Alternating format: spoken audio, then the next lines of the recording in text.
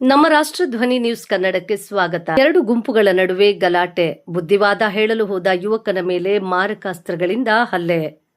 ಗೌರಿಬಿದನೂರು ತಾಲೂಕಿನ ನಗರದ ಬೆಂಗಳೂರು ಹಿಂದೂಪುರ ಬೈಪಾಸ್ ರಸ್ತೆಯ ಪ್ಲಾಟಿನಂ ಸಿಟಿ ಬಳಿ ಯುವಕರ ಎರಡು ಗುಂಪುಗಳ ಮಧ್ಯೆ ಗಲಾಟೆ ನಡೆದಿದೆ. ಈ ಘಟನೆಯಲ್ಲಿ ಆರ್ಎಕ್ಸ್ ಸೂರಿ 29 ಎಂಬ ಯುವಕನ ಮೇಲೆ ಮಾರಕಾಸ್ತ್ರಗಳಿಂದ ದಾಳಿ ಮಾಡಿದ್ದು ಆತನ ತಲೆಗೆ ತೀವ್ರ ಪೆಟ್ಟಾಗಿದೆ. ಗಾಯಾಳುವನ್ನು ನಗರದ ಸರ್ಕಾರಿ ಆಸ್ಪತ್ರೆಯಲ್ಲಿ ಚಿಕಿತ್ಸೆ ಕೊಡಿಸಿ ಬಳಿಕ ಹೆಚ್ಚಿನ ಚಿಕಿತ್ಸೆಗಾಗಿ ಚಿಕ್ಕಬಳ್ಳಾಪುರಕ್ಕೆ ಕರೆದೊಯ್ಯಲಾಗಿದೆ. ತಲೆಗೆ ಪೆಟ್ಟಾದ ರಾಮಾಪುರದ ಗ್ರಾಮ ನಿವಾಸಿಗಳಾದ ಆರ್ಎಕ್ಸ್ ಸೂರಿ ಮಾತನಾಡಿ, ಹುಡುಗರು ಪರಿಚಯವಿರುವ ಯುವಕರ ಮಧ್ಯೆ ಗಲಾಟೆ ನಡೆದಿದ್ದು, ಬುದ್ಧಿವಾದ ಹೇಳಲು ಹೋಗಿದ್ದ ನನ್ನ ಮೇಲೆ 10ಕ್ಕೂ ಹೆಚ್ಚು ಮಂದಿ ಏಕಾಏಕಿಯಾಗಿ ಹಲ್ಲೆ ಮಾಡಿದ್ದಾರೆ ಎಂದು ಆರೋಪಿಸಿದರು. ರೆಬೆಲ್ ರಂಜಿತ್, ನಗರಗೆರೆ ಸೀನಾ, ವಿಳಪಿ ಅಶೋಕ ಹಲ್ಲೆ ಮಾಡಿದ್ದಾರೆಂದು ತಿಳಿಸಿದರು.